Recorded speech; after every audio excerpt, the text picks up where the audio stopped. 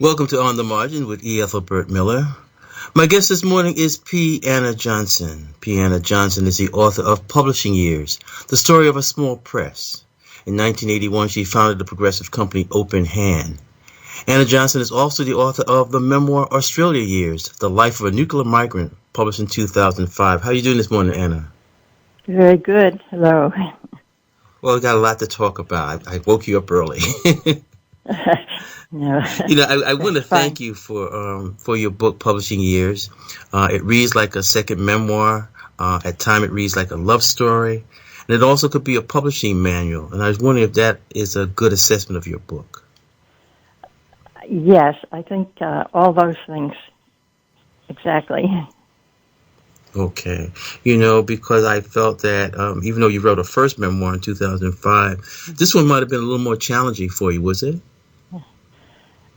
Well, it was more immediate, and my objective in writing it originally was to just show how the publishing world changed in that period of time, in those 20 years, with all the advanced, as technology was advancing faster than we could keep up with it. And then it gradually became more and more of a personal story. Mm-hmm. So that it grew into that.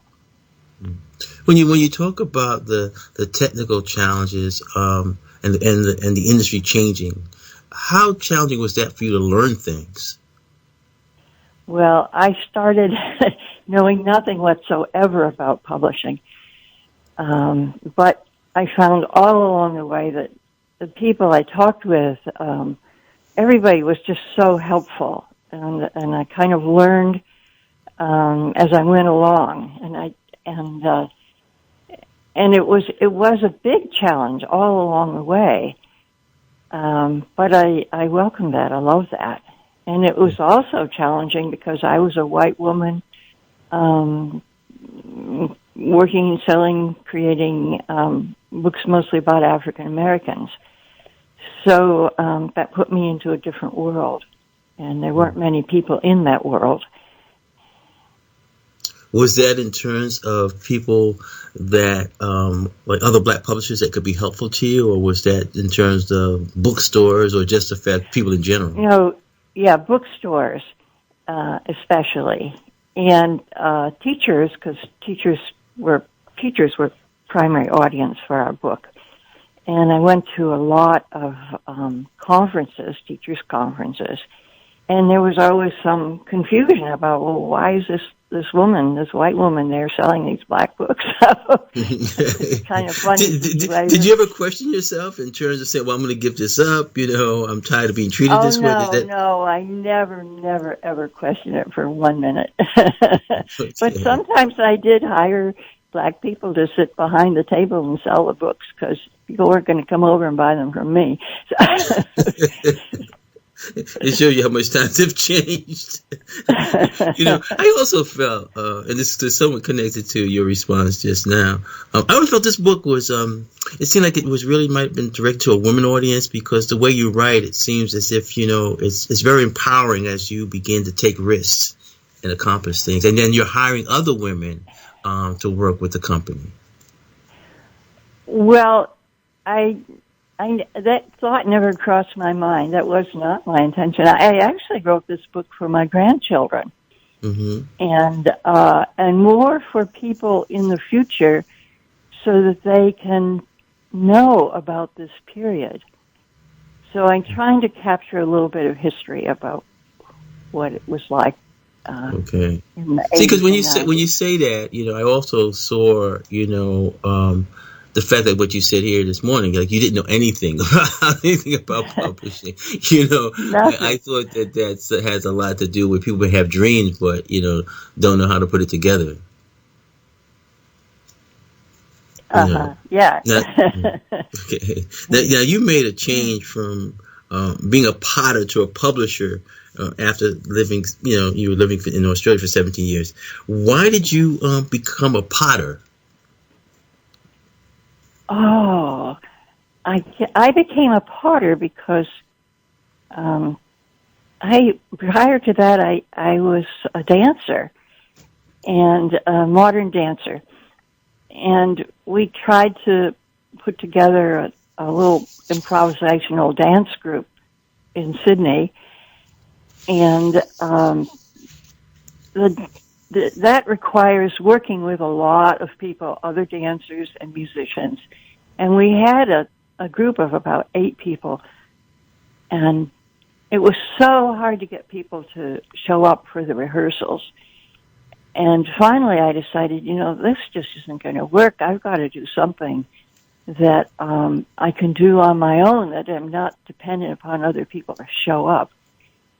So that's why I became a potter. Well, when I met you, Anna, and I still have this view of you, I felt that the part of you being a potter was like central to your being, because you always had this calm. I always thought of somebody who was shaping like a bowl or something and meditating at the same time, and so I felt that pot, being a potter gave you a sense of a center. Were you on that? I think that's true. Yeah, I think that's really true. And actually, books have been written about that. Potters being centered, and the whole book. There is a book called Centering. I don't know who the author is. And I also saw that in terms of your pottery. It seems as if also your diet and just your lifestyle seems to be one of a certain sense of calm, and also when I look at your children. You sort of convey something to them and how they were raised. Oh, thank you. And thanks. Appreciate that, Ethelbert.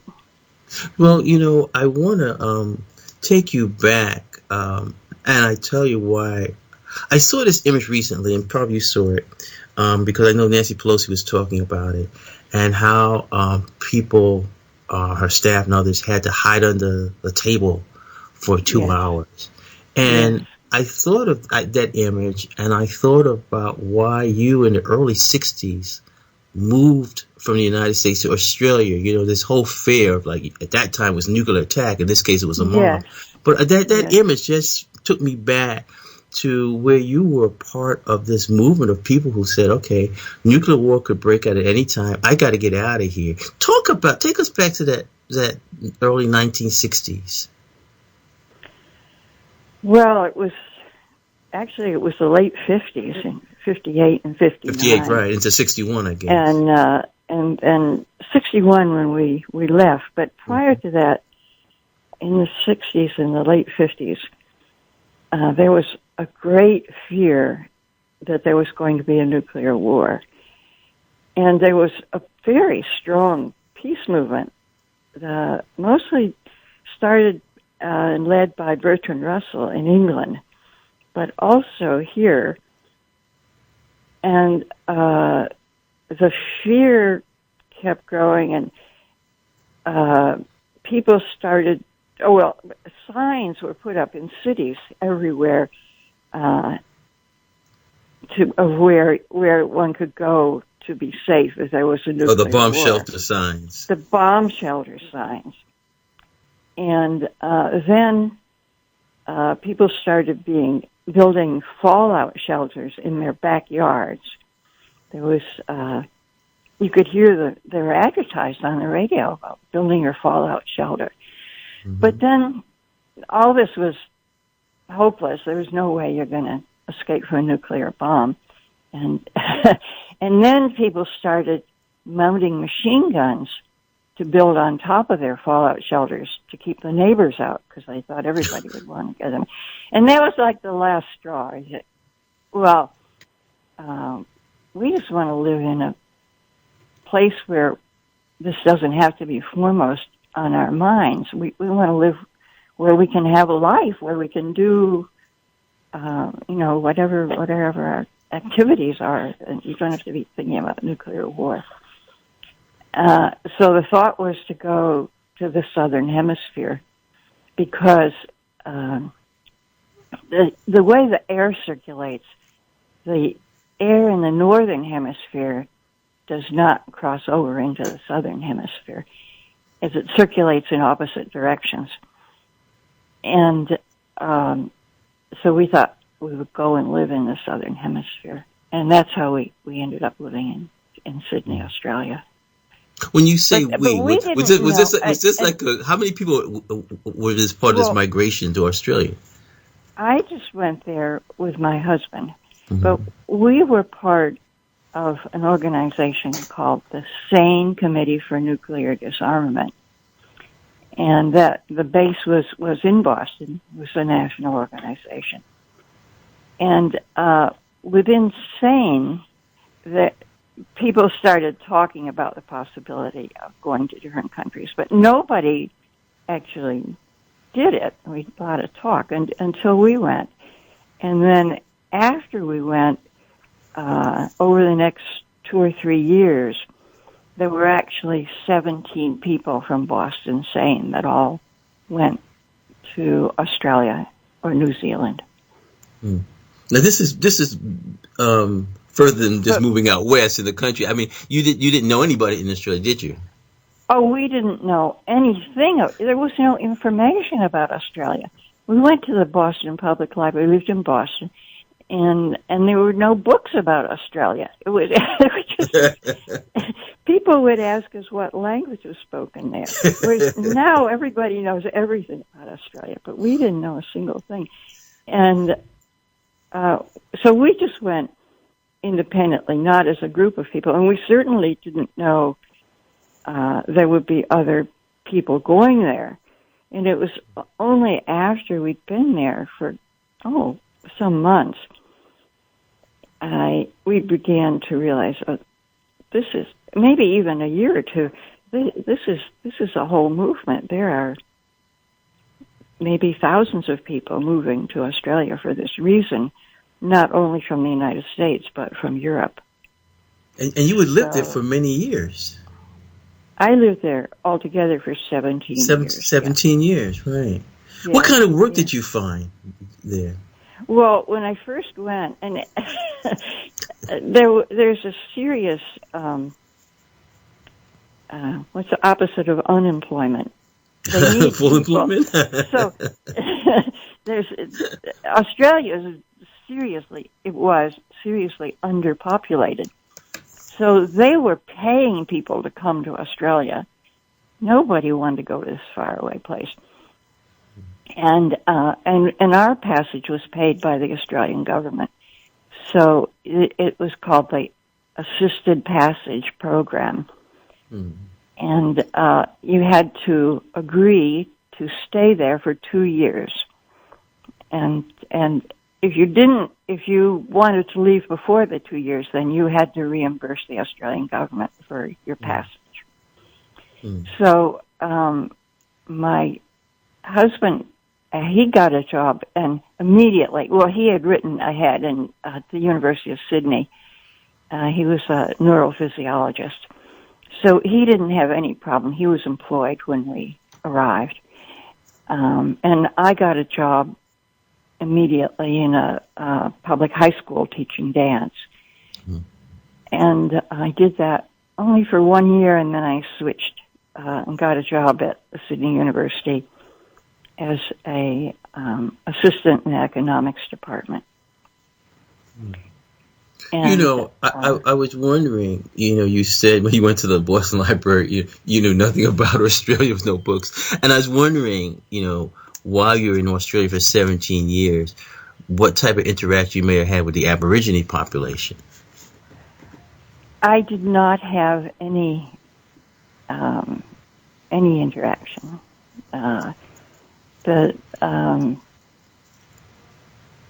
And most at that time, I don't know how it is now. I really don't know. But there was very, very little interaction between the Aboriginals and the white population. And I say white. Australia was a very racist country. It had what was called the White Australia policy.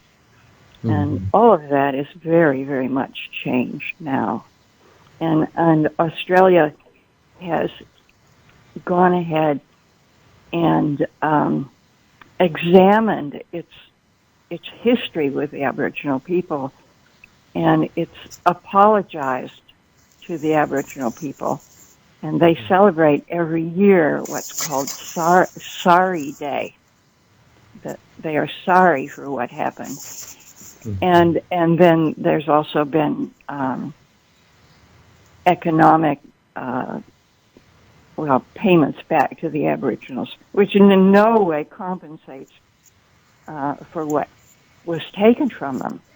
But at the very minimum, the Australian government has done what we need to do in this country, and that is to have a reconciliation and to re-examine our history and teach history in a different sort of way, so the children are presented what has actually happened in this country, which is very, very different than how we are taught now. So I think that Australia's strides in these matters has taken place since I left there. So I'm not as familiar with it. I only know about it through reading about it. Sure, but I also wanted to link, that experience of you living there and move into the other part of our discussion this morning, and that is in terms of what I discovered when I read Publishing Years, which I didn't know. I didn't know that you had met James Forman when you were a college student back in like 1957. Oh, yes. So talk about, you're a college student and you meet James Forman. How did that, what happened there? What attracted you to him, and how did that relationship develop? That's in the book, Anna. I know. I met Jim at a conference on disarmament in 1957 on the Harvard campus. And I was a student. I came down from Colby College in Maine. And Jim was a graduate student at Boston University. So we actually met at a book table. And we were both reaching for the book Paul Robeson's autobiography. So Jim was surprised that I knew about Paul Robeson, because most white Americans at that time, were not familiar with him. There must have been a copy. Here I Stand, I guess, right? Here I Stand. Yes, Here I Stand. He had been. He was living in Europe. He could not live in this country. So, anyway, a romance ensued between Jim and I. So let's go back before the romance. How did you discover Paul Robeson? Oh, I had been on a trip to Europe the previous summer, and in Berlin, this was before the Berlin Wall, and you could still go over to East Berlin. I took the way you could go over to East Berlin on the subway, so I took a subway over there, and lining the subway station in East Berlin were all these huge posters about Paul Robeson, this very handsome man. And the posters just grabbed your attention. You couldn't possibly miss them. So his name just stuck in my mind, and I didn't really know anything about him. So when I saw that book, that's what, okay, I want to get this. When you tell that story, it reminded me of a young Leroy Jones meeting Hetty Jones in a record shop. But for our listeners, tell us who James Forman was and why his life is so important. I mean, I would tell the story that every time when I was walking down sometime Columbia Road with my kids, I would tell them, okay, this person here is James Forman. So tell our listeners, in terms of his importance, in terms of our country, the civil rights movement. Yeah. Well, Jim and I went our own ways, and I married someone else, and so did he. And he went.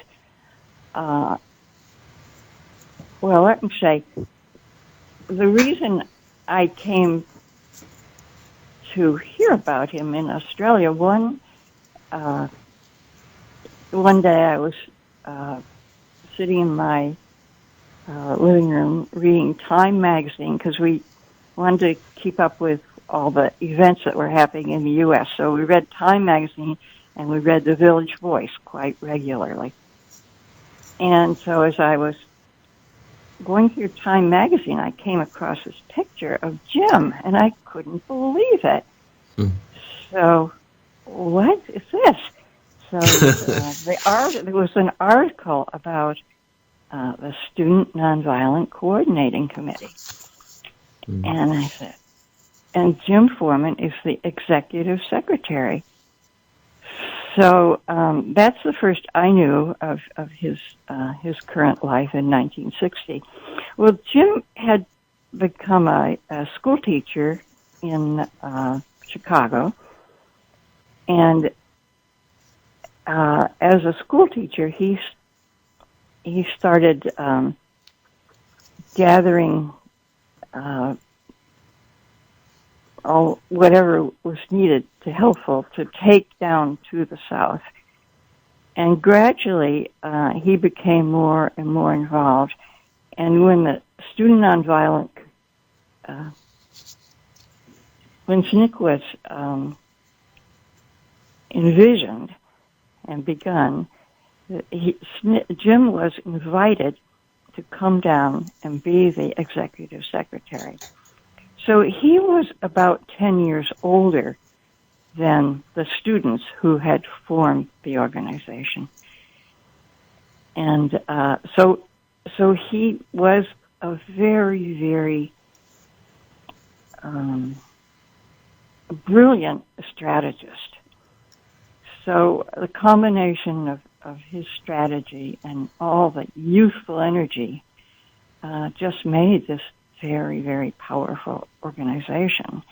And for some reason, I don't totally understand why, there doesn't seem to be, Jim does not receive the recognition that he should. He is not, for a while his name was a household word, but now he seems to have fallen out of recognition, and I don't understand it. Eleanor Holmes Norton described Jim as he didn't only keep the trains running on time.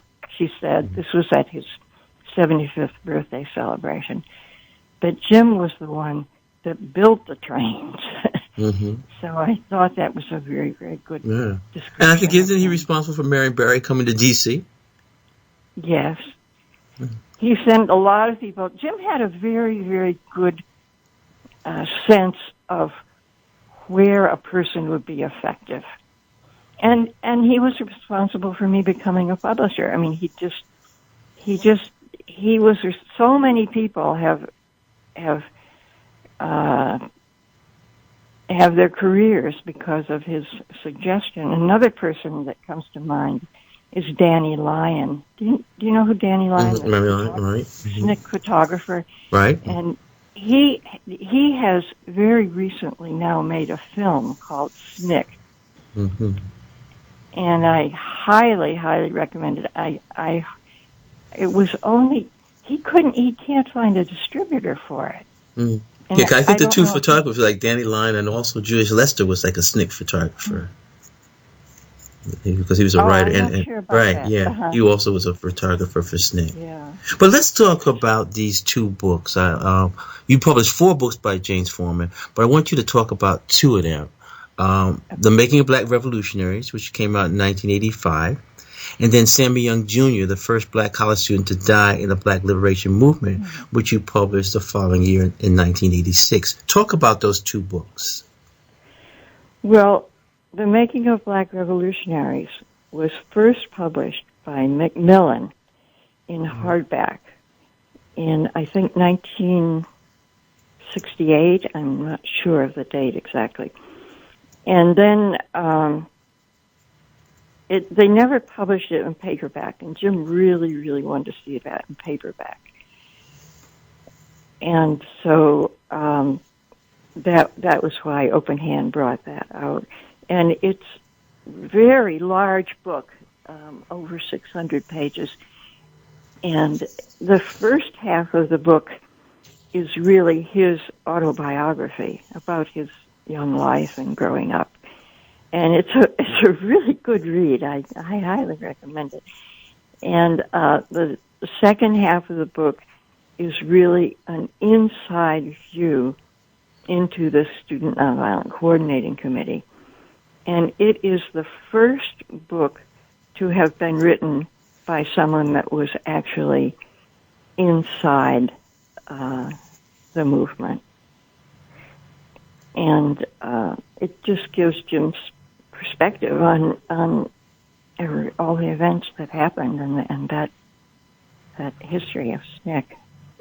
Mm-hmm. So I won't go into description of, Yeah, I felt that in that history. I felt, and I would tell people that it was one of the most important books I read in my lifetime. And I remember I was, Foreman had to get out of his Macmillan contract, so he had to sell all the hardback books, and I was selling them for him here in Washington. Oh, I remember you saying that, yeah. Right. So he could get out of that contract. But before we go to our break, talk about Sammy Young Jr. Talk about that book that came out the next year, 1986.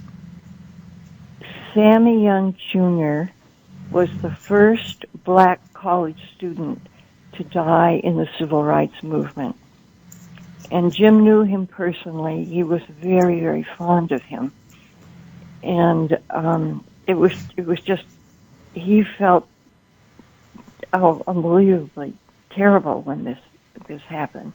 Sam Young was shot by a gas station attendant who would not allow him to go into the restroom for whites. And when Sam Young was going to the restroom, he on his way there, the man just shot him, and he was a young hero. So Jim got to know Sammy Young's family, and he went and interviewed them, and interviewed all Sammy Young's friends immediately after all this happened. So, that book had originally been published by Grove Press, and I republished that book. Right. Well, Anna Johnson, we're going to take a little break right now.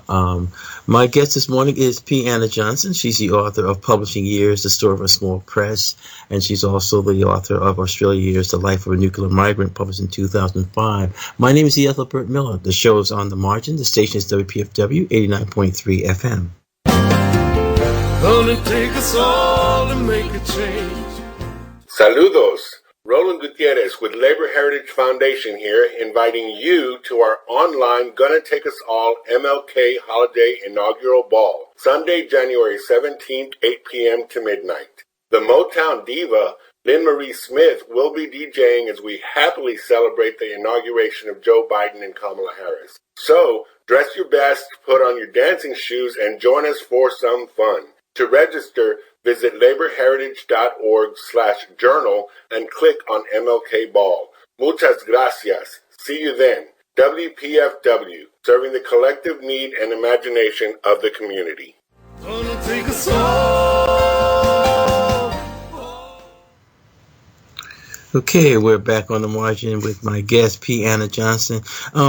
And I just want to ask you a key question about James Foreman, and it had a lot to do with what you said in the beginning of our show, where you met Foreman in like around 1957. And I wonder, as I read your book, The Publishing Years, that here was a man that you love and you saw when you reconnect with him, you saw a change in him, and I was wondering how much was that part of the civil rights movement, how much was his personality? Because we know that when people come through wars or social movement, they change in such a way that they can be scarred. And I just wonder, in terms of your assessment of James Foreman.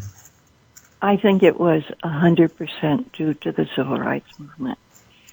Well, not to the civil rights movement, but to the federal government, who harassed him beyond anything imaginable.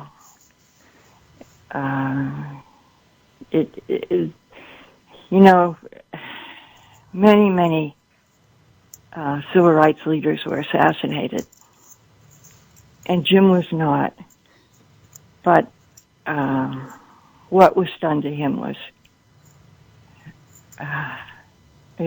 just horrendous, really. So he was not the same person as he had been earlier. Yeah. When I met him here in Washington, and what you just said, I guess I was a witness to. If he got out of the car, he would put like a piece of Scotch tape. They thought somebody was probably still trying to bomb the car. And then I remember having a program, I think maybe at IPS, with his son, Junior, and was just talking about the toll it took on their family. Because what happens, you assume certain things, but then when you get your documents through the Freedom of Information Act, you see that there was really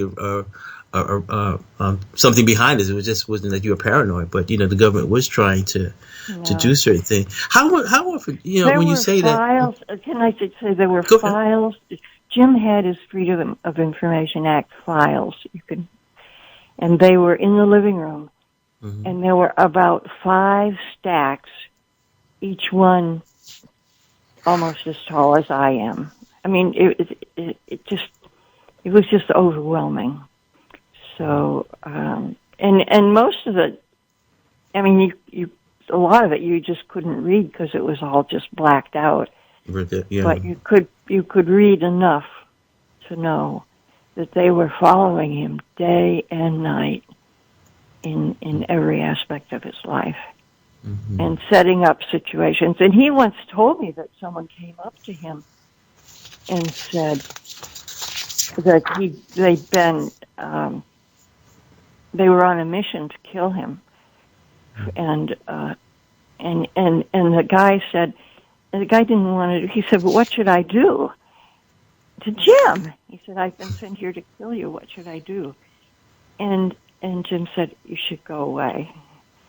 And so he did. It didn't happen, but it was totally unbelievable. Could you talk about the James Foreman collection that's at the Library in Congress? This was set up. Foreman died in 2005. I was just wondering, in terms of this collection it's at the Library of Congress, what's in it? Because I knew Foreman collected a lot of stuff. Yeah. Jim collected everything. So when he died, we went through his office, and many people helped, and we sorted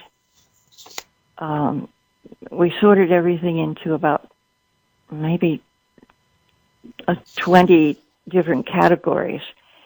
So there were all of his papers, everything that he had, like letters, personal letters that he kept copies of all these that he had sent. And then all the letters. Is this FBI files in there also that you just described, the big stack? They would be there, I think. I'm not absolutely sure about that, but I would think so.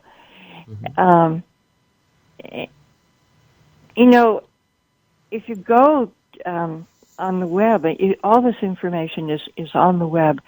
The Library of Congress has done a beautiful job of sorting this material and compiling it, and it's all put together in a large booklet. And I don't have that in front of me, so I didn't have all the categories. But so there's his personal correspondence, both everything to him and from him, and then there's all the SNCC. SNCC is categorized. So there'd be all things related to SNCC. Mm-hmm. And then all of his writings. Jim was a prolific writer. Did he have a lot of? Are there a lot of photographs in the collection? Did he collect a lot of pictures? Yes, there's photographs, a lot of photographs. Yes, and there's a little bit of memorabilia. I don't know how the library keeps that. Do they have his coveralls? Because I know Foreman always had his coveralls. Oh, I don't know. We didn't have that. No, that was an earlier area, but there's plenty of pictures of that. Yeah. Right, yeah. Talk about, and I wonder, maybe this is in the collection also, but talk about Foreman's novel, The Song Festival, and I was wondering, where's the original draft of that novel? Oh. Because I know you would publish part of it in 1994 in the high tide of Black Resistance, but where's the original? That original is in the Library of Congress, but the story. Jim wanted to be a novelist. That was when I first knew him in 1950, summer of '57. He was writing a novel. It was called The Song Festival. But it somehow was lost over when he was in the movement. And then years later, somebody said they found it. And it was all very, very disorganized. So Jim sent me a box of all these papers, and much of what was the original typewritten papers that I watched him type in the 50s, and they were still there. Everything was there, all mixed up in this box. And he said, "I want this turned into a book." Well, I really wanted to do that. I wanted desperately to turn that into a book. And also, my distributor really wanted it because she knew that would be something that would sell very well. But we could never, it wasn't coherent, it wasn't finished, it was written in bits and pieces, and it just couldn't be put together as a book. So, how did that affect your personal relationship? That we couldn't put it together? Right, yeah. Oh, Jim was rational enough to know it was an impossible task, and he didn't want to work on it either. So my assistant, Tori Scott, I handed it to Tori, and I said, "Tori, can you try and make sense out of this? And we'll put it together as short stories." And so we did that. We pulled out several individual stories, and then we added a few of Jim's political writings, and we turned it into the book High Tide of Black Resistance, which is the title of one of the essays. Right. And we published that. And in retrospect, I am sorry we didn't call it the Song Festival. But that didn't seem right at the time. Okay. Well, another important author you published was William Loren Katz, and he is the author of The Invisible Empire, The Ku Klux Klan Impact on History, which you published in 1986, and then he also wrote The Black West, which you published in 1987. And I wanted you to read from the publishing years a section I asked you to read when I gave you a phone call on page 51. Sure. Yeah. Katz, a man in his mid-40s like myself, was personable and easy to talk with. I was impressed when I learned that he had spent a lifetime researching black history and had compiled a vast collection of historic photographs of African Americans. He was the author of more than a dozen books that have been published by major publishing companies, but he could not find a publishing company that would publish his book about the Ku Klux Klan.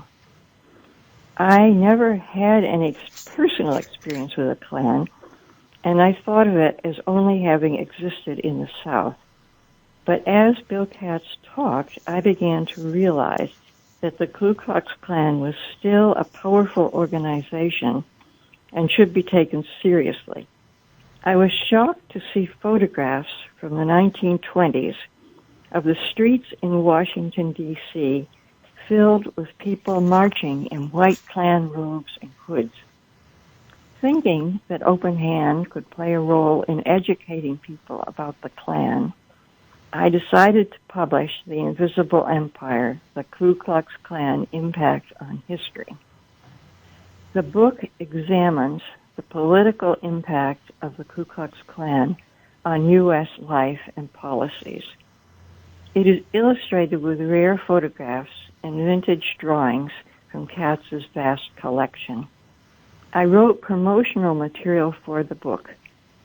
Quote, in its early years, the Klan focused on terrorizing ex-slaves and their white supporters. In the 1920s, it directed its attention to Union members, Catholics, and Jews. More recently, it has regrouped as an armed, heavily financed, covert effort to recapture the U.S. government for white people. Now, this is when I wrote the book, in 2020, a shiver goes down my spine as I reread this last sentence, written when the book was published 34 years ago in 1986. Today, Donald Trump, sitting in the White House, speaks favorably about white nationalists and selects them to be his advisors. I never thought it would come to this. As with Anna Johnson, reading from the publisher's years. Well, Anna Johnson, look at last week and look at what you just read. I think that there's a connection there. Absolutely. It has come to this. And all these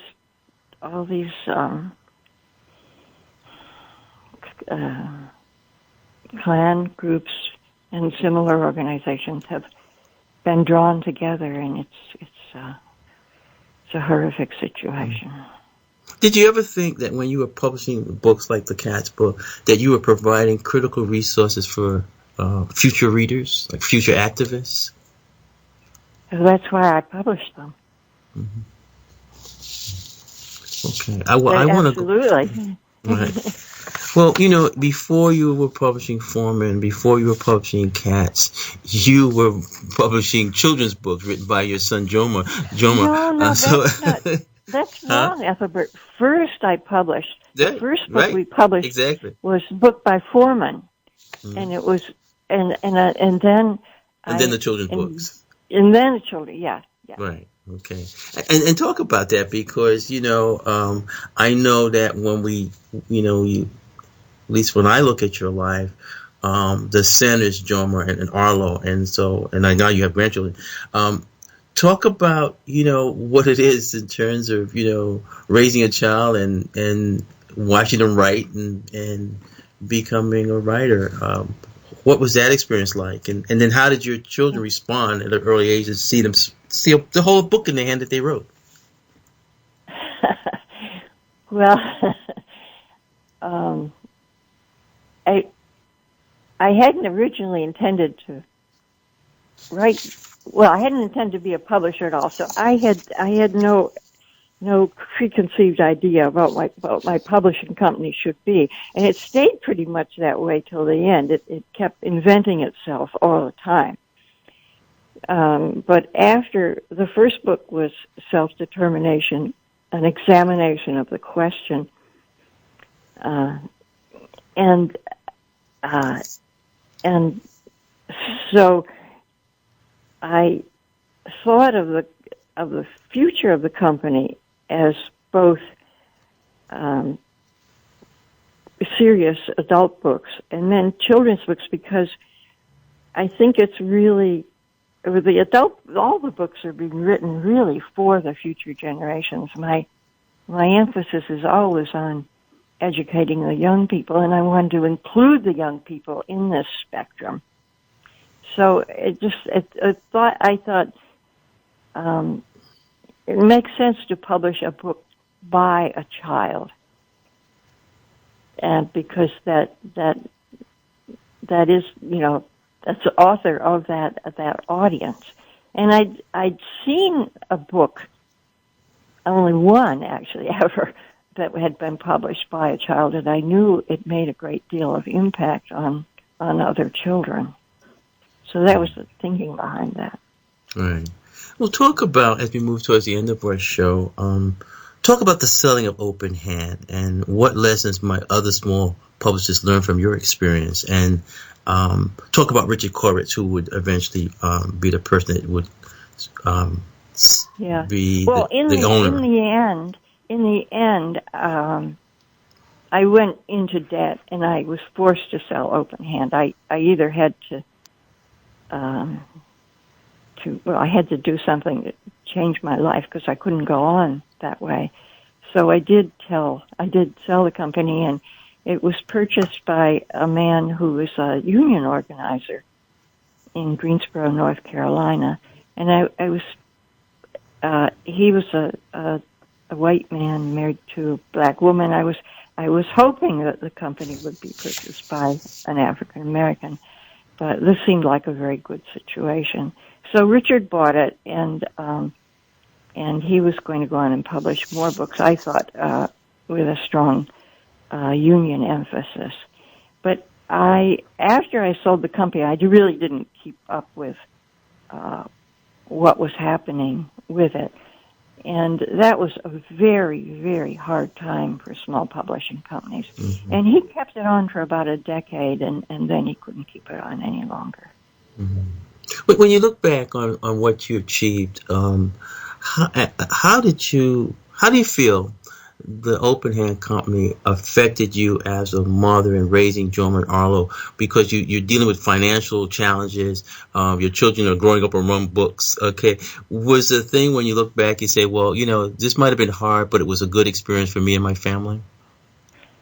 Oh, it was a wonderful experience, and the kids were very involved in it, and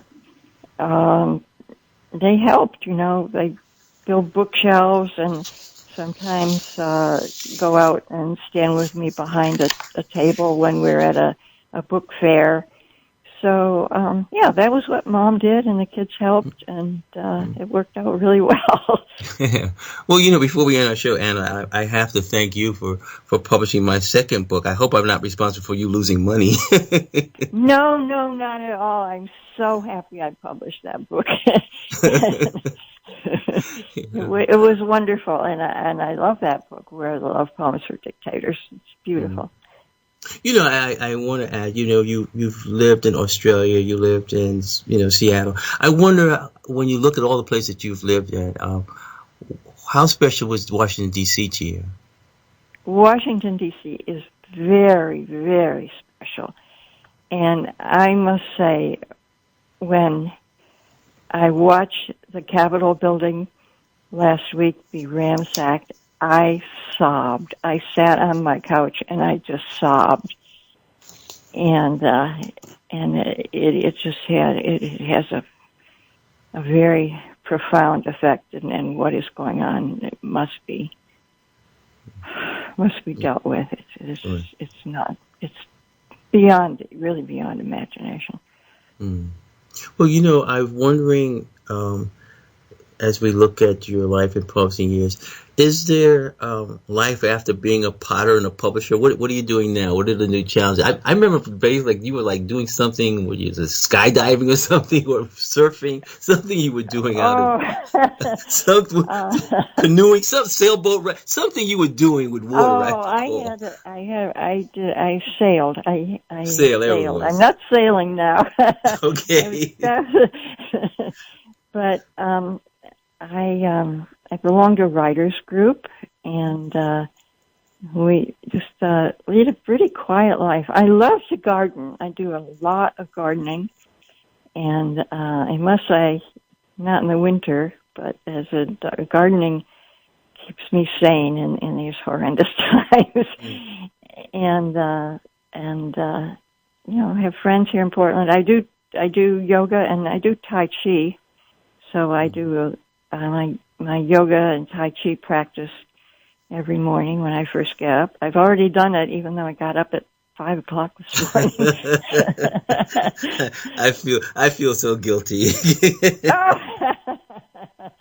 Well, I think it's wonderful, and I live in a most wonderful neighborhood. I love my neighborhood, so I have really good neighbors, and how often do you see Jomer and Arlo and your grandchildren? How often do you have the family gathering? It's very, very difficult these days, right. Because I can't go. But last year I spent 4 months with Arlo and his family in Bethesda. And then I went out to Maui, where my other 2 sons. I live right in the middle of my 2 children, between D.C. and Maui.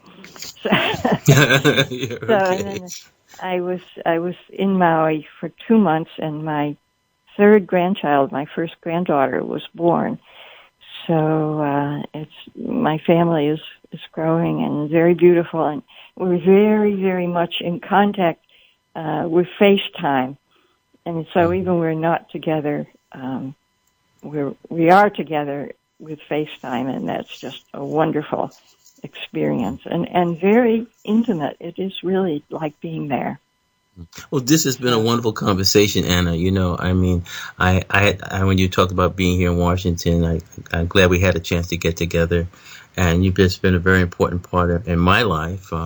I was happy for this publishing years because there's things in there where you made reference to me. I said, I don't remember that at all.